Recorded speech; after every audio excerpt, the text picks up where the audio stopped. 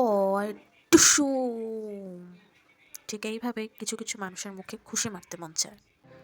আসসালামু আলাইকুম গাইস, স্বাগতম জানাই রিফনালিমা চ্যানেলে। সো আজকে ডেলি ব্লগটা শুরু করছি গরমা গরম চা দিয়ে। খাবে নাকি দুধ চা? আমার বাসায় সবাই সেই লেভেলের চা খায়, কিন্তু আমি একমাত্র যার কিনা একটুও চা পছন্দ নয়। তারপরেও প্রত্যেক দিন এইভাবে আমাকে চা খেতে হয়। তবে হ্যাঁ, চা না পছন্দ হতে পারে, কিন্তু চায়ের কাপগুলো আমার ভীষণ পছন্দ। এই যে হাতে নিয়ে আছি, এটা অবশ্য স্টুডেন্ট থেকে গিফট পাওয়া। টিচার হওয়ার একটা সুবিধা আছে ভাই, বহুত গিফট পাওয়া যায়। ভিডিও এডিটিং করার সময় দেখলাম আম্মু বাহির থেকে আসলো, টেবিলে কি জানি একটা রাখ, টুং টুং আওয়াজ হলো। তো গিয়ে খুলে দেখলাম ও বাবা, সুন্দর দুটো কালো কাপ নিয়ে এসেছে। ভাই কালো রং এত পছন্দ আমার, কালো রঙের চায়ের কাপ দেখে মনটা খুশিতে আহা ভরে গেল। ভাই, আলু পছন্দ করে না এমন পাবলিক খুব কমই আছে, কিন্তু আমার বাবা আলু একদমই পছন্দ করে না। মাংসতে সবজিতে আলু দেওয়া আমার বাবার খুব একটা পছন্দ না। তবে শীতকালের এই নতুন আলু সিদ্ধ বাবার সেই ফেভারেট। সো আজকে রাতের প্ল্যান হচ্ছে বাসায় শর্মা বানানো হবে। তো সেই জন্য অনেক কাজ করতে হবে, আর কাজ করার জন্য ভাই শরীরে শক্তি থাকা প্রয়োজন। তাই আমি কিছু টুকটাক খাবার খেয়ে নিচ্ছি শরীরে শক্তি সঞ্চয় করার জন্য। এই যে যেমন চালতার আচার আর হচ্ছে হালুয়া। আচারটা অনেক ঝাল ছিল, বিধায় ঝালটা কমানোর জন্য আমি একটু মিষ্টি হালুয়া খেয়ে নিলাম। বাসায় যখনই কোনো স্পেশাল আইটেম বানানো হয়, মিউনিস আমাদের তখন মাস্ট বি লাগবে। অ্যান্ড আমার বাসায় মিউনিস বানানোর দায়িত্ব আমার কাঁধে, কারণ সবচেয়ে বেস্ট মিউনিস তো আমিই বানাই। ওয়েল, প্রশংসা একটু বেশি করলাম, যাই হোক।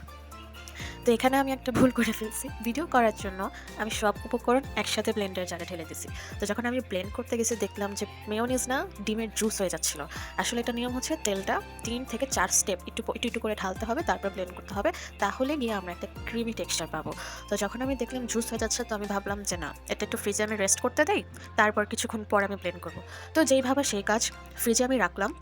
কিছুক্ষণ পর, ঘন্টাখানেক পর বের করে দেখি যে ডিমটা নিচে পড়ে আছে এবং তেলটা উপরে ভেসে আসছে। পরে একটা বাটিতে তেলটা আলাদা করে নিয়ে অল্প অল্প সেই তেলটা ঢেলে ব্লেন্ড করার পর এরকম একটা ক্রিমি টেক্সচারের মেয়োনিজ আমরা পেয়েছি।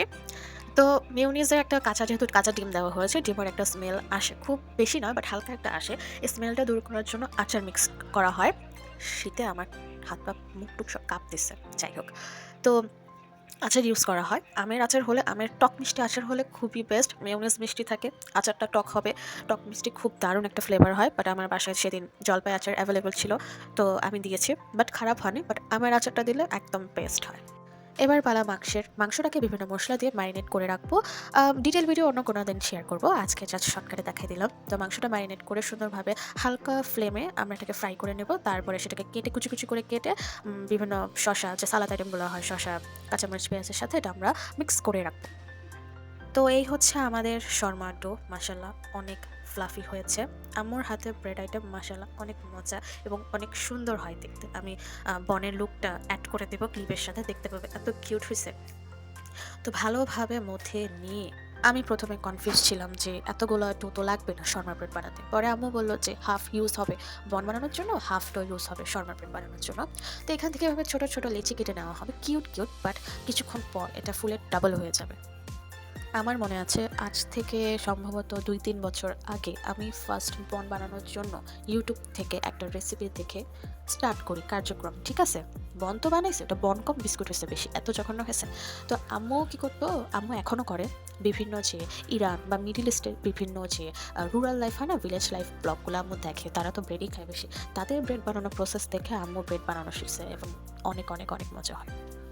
শুরুতে বনের জন্য ব্যাচারি হচ্ছে, প্রায় ছোটো ছোটো করে অনেকগুলো বন একটা ট্রেতে সাজিয়ে রাখা হয়েছে। এটা প্রথমে কিছুক্ষণ ঢেকে রাখা হবে, তারপরে যখন একটু সাইজটা বড় হবে, ডাবল হবে, তারপর এটা কড়াইয়ের মধ্যে দিয়ে ঢেকে দেওয়া হবে 10 থেকে 15 মিনিট, বা প্রথম ব্যাচটা 20 মিনিট হয়, পরের ব্যাচগুলো হচ্ছে 15 মিনিটে হয়ে যায়। মশলা দিলে চেষ্টা থাকলে কত কিছুই সম্ভব হয়। ওভেন ছাড়া মাত্র চুলায় একটা প্যানের মধ্যে রেখে এত সুন্দর, দোকানের চেয়েও পারফেক্ট বন বাসায় তৈরি করা যায়। ওয়াও, মাশাআল্লাহ। শর্মা ব্রেডের ক্লিপ ওইভাবে নিতে পারিনি, জাস্ট শর্মা বানানোর প্রসেসে চলে আসছি ডিরেক্ট। প্রচুর প্রচুর প্রচুর ক্ষুধা লেগেছিল, তাই আমি তাড়াতাড়ি করে শর্মাটা বানিয়ে নিয়েছি। আমি আর আমার বোন এই দায়িত্বে ছিলাম। আমার বোন মাংস দিচ্ছিল আর আমি র্যাপ করে খাচ্ছিলাম। ভাই, খাইতে অসম্ভব মজা হয়েছিল। যবে থেকে আমরা বাসায় এসব ফাস্ট ফুড বা অন্যান্য খাবার বানানো স্টার্ট করেছি, বাইরের খাবার খাওয়া প্রায় ভুলেই গিয়েছি। যখনই কিছু মন চায় আম্মুকে বলি আর আম্মু বাসায় বানিয়ে দেয়। ইয়াম! আর বাসায় বানালে খরচও কম পড়ে, হেলদিও হয়, বাইরের থেকে বেশি মজাও হয়, ট্রাস্ট মি। তো আমি এখানে বন চুবিয়ে চা খাই আর তোমাদের কমেন্ট দিয়ে শর্টস বানাই। টাটা।